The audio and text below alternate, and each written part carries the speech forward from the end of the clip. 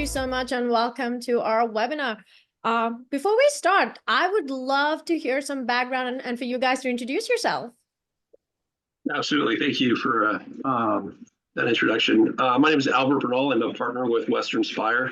We've been developers and investors in multifamily, single-family real estate throughout Southern California for the past really 10 plus years. Been in real estate for 25 years. Gerald or Anthony can get it. Yeah, Gerald Hammer, partner with Western Spire. I have over a 20-year career in the real estate industry, focused on housing, working for larger home builders in Southern California, and then moving forward with our firm here throughout Southern California, Los Angeles, Orange County, with multifamily investment as well as new residential construction. I'm Anthony Bernal with Western Spire partner, and I have 10 years experience working with Albert and Gerald. I've been project management and multifamily value add projects in the urban core of Los Angeles, acquisitions and fundraising for housing developments in Scottsdale, Arizona, Prescott, Arizona, and San Marcos, Texas, and love it. Amazing. So clearly you guys have a lot of experience in the real estate world. So tell me, in your experience, what are some trends you have seen in mixed use developments? Definitely. Yeah, no, we've seen there's a growing trend throughout the country in mixed use development, really since COVID, and even before COVID. You're seeing a lot of people leave the urban core, go into the suburban market. So, with the mixed use, people want the walkability. They want a sense of community. So you're seeing it in areas throughout the country. So we've been in Austin, Scottsdale, Tampa. A lot of these communities have these mixed use developments where you have the retail on the ground floor, maybe some office living above. There's a kind of growing trend in that sort of lifestyle, and you're really seeing it where we see the opportunities. We see the opportunity of kind of leaving urban core, going into more suburban markets, and giving them that kind of urban walkable, the amenities of what an urban core would have in the suburban location. So. Yeah, also the technology that offers that, and the new build, it's just sustainability elements of these types of buildings here. That's something that's attractive to a lot of people looking for this kind of next place to live here and be. Beautiful. Now, for some of our attendees today who might be interested in getting into this development, could you elaborate on what mixed use developments mean? So mixed use is multifamily. Usually it's a traditional, there are different uses. So you can have multifamily specific properties that only have multifamily. Mixed use is a mix of both. So you'll have multifamily, you can have some commercial, you can have some retail. So our particular, where we like is the properties that have a mix of both. So whether you have office component, some retail, some amenities for the people that live in the building. So mixed use is just that, different uses together under one building. Amazing. I think we've seen a lot of then mixed use developments up and coming, especially after COVID. Correct. Yeah, you're definitely seeing a lot of these developments kind of spread out throughout the country there, and you're seeing a lot of actual municipalities kind of make that change as well. So they're upzoning their different locations throughout the city to allow more for this work-live environment. I think it's pretty big for both the tenants and then even for the cities. The cities want a walkable, kind of connected community there, and that's what these mixed-use projects offer. So especially with a lot of people kind of the work from home. I know some people are having to go back to work, but there still is a large number of individuals that are maybe working part-time from home. So with that, you do have that extra opportunity of maybe working in a space in the building, or having kind of different amenities that are there. But I don't know if any of you guys want to add to that.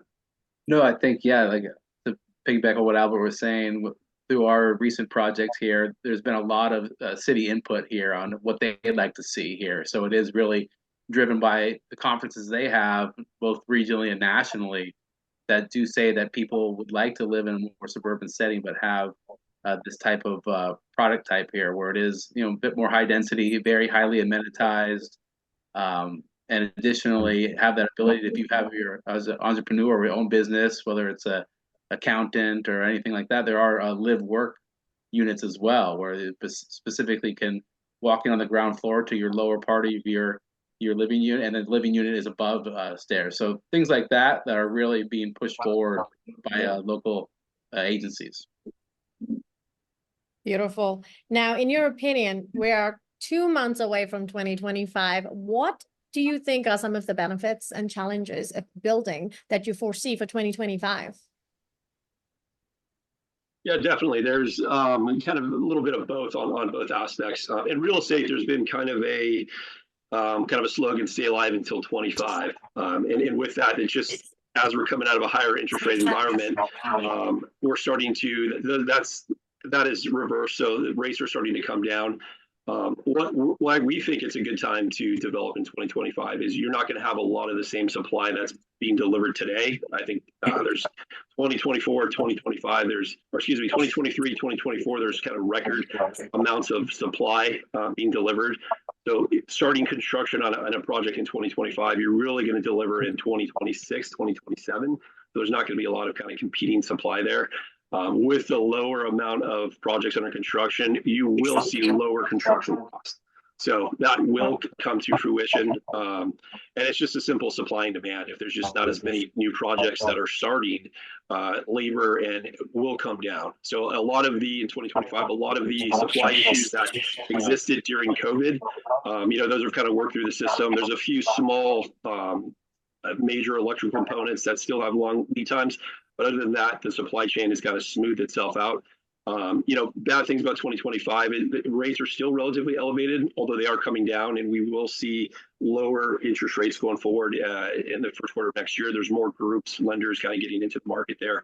And other things too are just technology. So when you're building post-COVID, people's demands have changed a little bit. So in 2025, you can deliver kind of the new product that people want.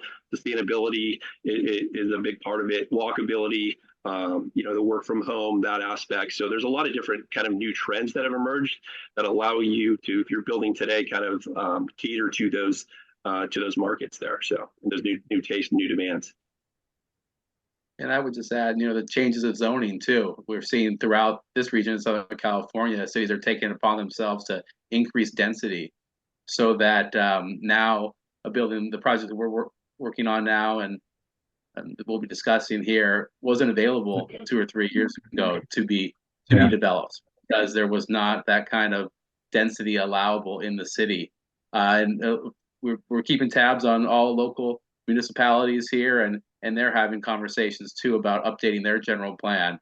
So those kind of things are all in line with the results of more new construction here coming in 2025, 2026. Now, some might ask you, gentlemen, why build new multifamily buildings opposed to buying existing multifamily buildings? So it depends on the market. I think real estate's kind of a location-driven aspect. Some markets could be overbuilt. There's parts of the Southeast that have kind of a record supply. In the state of California, there's AB 1482, which is statewide rent control. New construction is exempt from statewide rent control for the first 15 years. So if you're in California, building brand new gets you out of rent control. So just in rent control, we own a lot of rent control apartments, so we believe in bringing affordable housing, but it does definitely hurts returns if there are constraints on what you can charge on the rents. And then just with the new trends, like we've discussed about people want more walkability, new design technology, you're able to deliver that with a new construction building as opposed to retrofitting something that was built 20, 30 years ago. So a lot of the new trends. And another thing too, as far as we think there's not as much supply being built, so we're going to get attractive pricing to build right now. So I think that's why we think it's kind of a good time some of the reasons why it's a good time to build as opposed to buy existing. Absolutely. I think I will really agree with that statement you mentioned, Albert, that the supply is definitely low versus the demand for real estate right now. I've been hearing this a lot, especially this year. Now let's actually pivot to some of your current projects. I know we are familiar with the Rancho Red Oak project. So what is your vision behind the Rancho Red Oak project, and what differentiates this project from the other projects in the community? I think something that differentiates our project Rancho Red Oak from the rest of the multifamily developments is the rezoning to a higher density of 100 units per acre.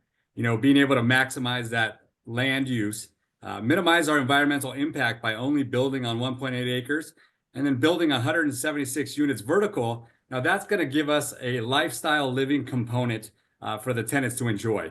Rooftop pool, rooftop gym, community center. You'll have views of the San Bernardino Mountains to the east, the city to the west. Now you mix in that retail and that commercial components, flagship restaurant. So the walkability is going to be amazing, not only for the tenants, but the community as well. City Hall is located right next door. So we're going to be bringing a lifestyle living community with high-end amenities. And I think that's something that other projects are not going to have coming out of the city as well. That separates us from everybody else. Right. Yeah, Anthony brought up a good point. It's sorry to cut you off. The zoning. So this project couldn't exist a couple of years ago. They recently, the city of Rancho Cucamonga recently upzoned this particular area. It's called the city center around the city hall to be a walkable urban environment. So a lot of the other projects, different parts of the city, don't have that increased density. So they can't bring a project with a rooftop pool that it just doesn't pencil because you can't get the density that we have. So that's what's going to kind of keep us insulated in the future as well, because not every site in the city has the same density, which allows for a project like this, where you can have the world-class amenities. Most of the other buildings in the city are the traditional garden-style apartments that you've seen, which are successful and nice, but we're definitely going to be a differentiator with the amenities that we're offering. That's something that you'd see in an Austin, in a Los Angeles, San Diego, one of these world-class cities, which Rancho is, and we now get to bring that sort of housing to the city. Beautiful. I mean, I heard rooftop pool, rooftop gym. I'm already in, Anthony. Yeah. That's definitely. I currently live in a project like this in Scottsdale, Arizona, and the demographic that moves into this type of property, you get all demographics, whether it's older, younger, young business professionals. Ever since COVID, working from home, and they provide offices in these buildings. So we'll have first come, first serve offices for the tenants to go down and utilize. But some people just sit in the cabanas at the pool. They have their computer, they're looking at the views, and they're doing business. And I think that is the future. And being one of the only products coming to the market like that's really going to set us apart. Absolutely. Especially, I think, post-COVID, a lot of the focus of the population became the quality of life. And I think that's something everyone is looking for right now when they're looking for a place to live, to rent, especially. It's no longer, I need a place to sleep. It's more like, I need a place to actually be able to have a good quality of life. Now, help me, gentlemen. How do you pronounce the location of this project? Rancho Cucamonga? Did I get this right? So Cucamonga. Cucamonga. Okay, and why did you guys choose this location for your mixed use development? I think we've always had an eye on the Inland Empire. Really, a lot of our development work has been in Los Angeles, Orange County, but the Inland Empire has tremendous growth, a lot of economic leaders out there, and Rancho Cucamonga really is the jewel of the Inland Empire. People that are familiar with the area there, it's just a very attractive, well-maintained city, jobs nearby, a diverse kind of community here with multiple housing types here. So really a high quality of life is what we've been searching and wanting to do work in the city for many years. And then the increase in the zoning really made it a highlight for us here. Beautiful. Yeah, just strong demographics, close to a lot of different transportation corridors. They're building there's a new, I think it's $5+ billion train that's going to go from Rancho Cucamonga at one end to Las Vegas. So that's under construction. That's hopefully going to be built for the 2028 Olympics there.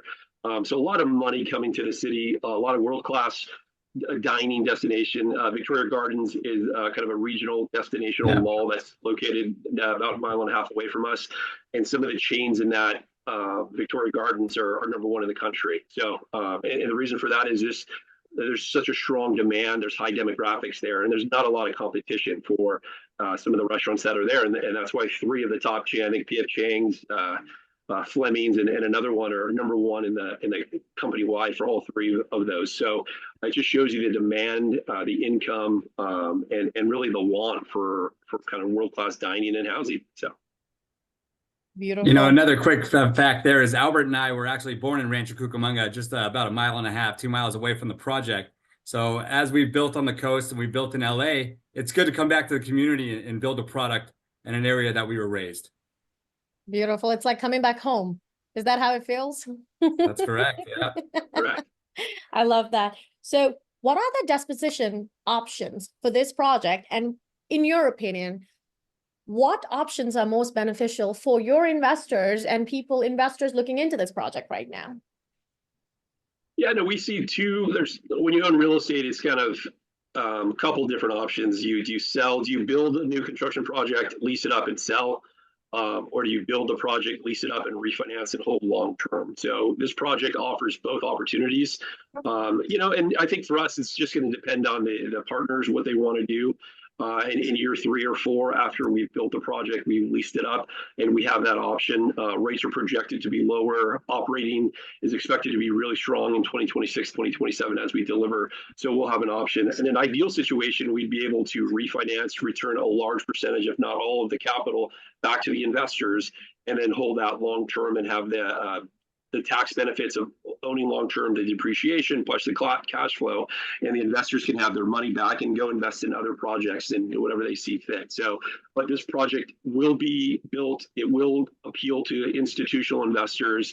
It's in a high demand area. There's not a lot of competition, not a lot of other product that's out there. So we will have an option. There will be a lot of buyers that will want it. So it's going to be one of those, what's the best for the partnership at that time. So, but those are usually the 2 main options when you have the real estate building new. Do you sell it after you stabilize it, or do you hold it long-term and cash flow it? And I'm sure a lot of investors will ask you this question: what is the timeline for this project, and what does the preferred returns look like? Right. So the timeline, we've already started the project timeline here. We are currently working on the construction documents with our design consultants to be approved and submitted and approved here, hoping to begin actual on-site construction in the first quarter of 2025, around March or so, begin grading. And from there, we'll have a 2-year complete construction cycle here, but the building will be phased in terms of having some units completed and the overall parking structure, other amenities completed as well, so that leases will be able to begin. We're projecting 18 months after March of 2025. So when we're looking at that point here, along another 6 to 12 months, beginning in so around September or so of 2027, if my math is right here, be fully stabilized, and then have that, like Albert was saying, the opportunity to look at either a sale or a finance here. So anywhere from between 3 and 4 year project timeline overall here. And we do have a preferred return for the investment. It's a 10% preferred return. Beautiful. Now, we spoke a little bit about the Rancho Red Oak project. What else do you guys have up your sleeves with Western Spire for 2025? Yeah, no, we're looking for other projects kind of similar to Rancho Red Oak in the state of California, which we're based in Southern California. There's new housing laws, so they're called RENA numbers. So every city in the state of California has to have a certain number of new housing units by the end of the decade. So with that, it's gotten a little bit easier to get projects entitled, approved in California. Historically, it's been very difficult to do that, but it has eased up a little bit with these new laws. And so we see opportunities with these new changes, government changes. We see opportunities to find other locations like Rancho Red Oak throughout Southern California to build other projects like this. And we're a single family home builder as well. So we're looking at other opportunities, same thing throughout, that have been rezoned that we can entitle and potentially sell off to home builders, because there's a big demand on the home building industry, not just multifamily for rent, but for sale. So we have a background in both multifamily and single family. So we're looking for projects throughout Southern California and other states as well, to find similar kind of multifamily opportunities there. So. Amazing. I was just gonna ask, are you guys planning on just sticking to the West Coast? What about the East Coast, middle of America? Any plans of expansion? Yeah, we have some projects in Texas. We've got a partner. One of my friends from law school is a partner with us on some deals in Texas. Anthony's based in Scottsdale, so we're definitely looking there. East Coast, it's a little far, but we're looking. We know that there's a lot of opportunity, a lot of population growth that's out there. But right now we're kind of focused, kind of closer to home, Southern California, Arizona, Nevada, and Texas with one of our partners there.